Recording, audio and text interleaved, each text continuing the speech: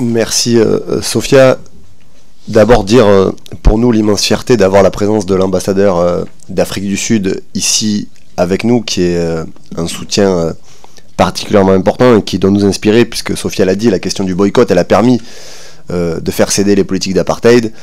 Et c'est par cette bataille-là aussi qu'on a décidé d'engager la mobilisation contre ce que fait l'État israélien, contre les crimes de guerre, contre le génocide à Gaza. Il y a une campagne qui a été lancée par BDS qui est sur la question des sponsors de l'équipe de foot israélienne. Et j'en dis un mot aujourd'hui, puisque Reebok sponsorise aujourd'hui l'équipe de foot israélienne qui a des équipes de foot dans des colonies illégales au regard du droit international, et il faut mener la bataille pour que ce sponsor se retire, puisque nous avons déjà fait par le passé céder notamment Adidas, qui s'est retiré du sponsoring de l'équipe israélienne.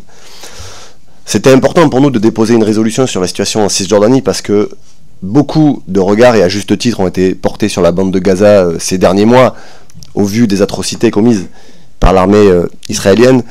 Et encore une fois, on constate que ce qui se passe en Cisjordanie se fait dans un silence assourdissant de la communauté internationale, des puissances occidentales. Le gouvernement israélien a dit cet après-midi qu'il allait intensifier ses opérations à Jénine, qu'il allait continuer à expulser, tuer des Palestiniens. Netanyahou se met lui-même en photo dans des maisons de Palestiniens en Cisjordanie. Et aujourd'hui, on n'a pas un pays européen qui est en capacité de condamner clairement ce que fait Israël. On n'a pas de mobilisation au niveau européen pour suspendre l'accord d'association.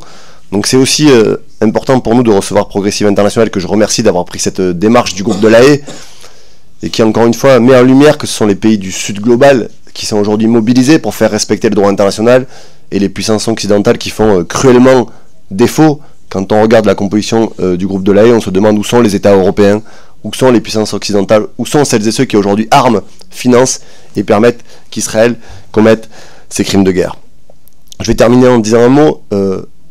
La situation est d'une gravité particulièrement importante et elle oblige à agir. Et toutes celles et ceux qui, je ne parle même pas des soutiens inconditionnels, mais toutes celles et ceux qui regardent ailleurs, préfèrent baisser la tête en se disant qu'il y a beaucoup trop de coups à prendre si on prend position, sont complices de ce qui se passe. Et moi je suis particulièrement en colère, plus contre celles et ceux qui ne disent rien, qui sont silencieux, que ceux qui sont du soutien inconditionnel, qui affirment une position politique, que ceux qui font comme si cela n'existait pas au moment où on massacre des dizaines et des dizaines de milliers de personnes dans la bande de Gaza, et où ça se reproduit aujourd'hui en Cisjordanie. Donc il faut continuer la mobilisation. Et je veux dire un mot de soutien à notre camarade Rima Hassan, qui a été visé ces derniers jours de manière absolument abominable par deux ministres de la République qui ont parlé de déchéance de nationalité, par un dessinateur dont je tairai le nom, qui a fait une caricature qu'il a qualifiée d'anti-France. La violence des attaques à notre égard, elle est aussi du fait que celles et ceux qui soutiennent inconditionnellement l'État d'Israël sont aujourd'hui dans l'incapacité de justifier ce qui se passe.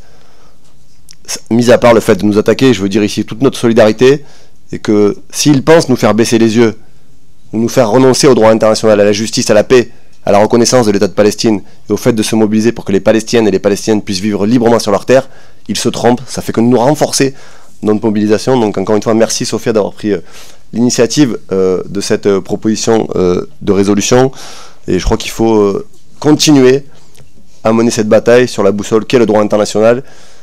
Et je le dis, heureusement que nous avons été là dans ces moments pour tenir une ligne politique face à toutes celles et ceux qui ont reculé, cédé, ou encore une fois n'ont rien dit. Il faut, je le redis, vraiment j'insiste, continuons la mobilisation par tous les moyens possibles. La question du boycott, la question des manifestations, la question des tribunes, tout ce qui peut participer aujourd'hui en faire en sorte que Israël soit totalement isolé et mis au banc des nations, permettra de contribuer à un retour de la paix et sauvera au quotidien des vies et permettra d'avoir un avenir enfin construit pour les Palestiniennes et les Palestiniens. Merci.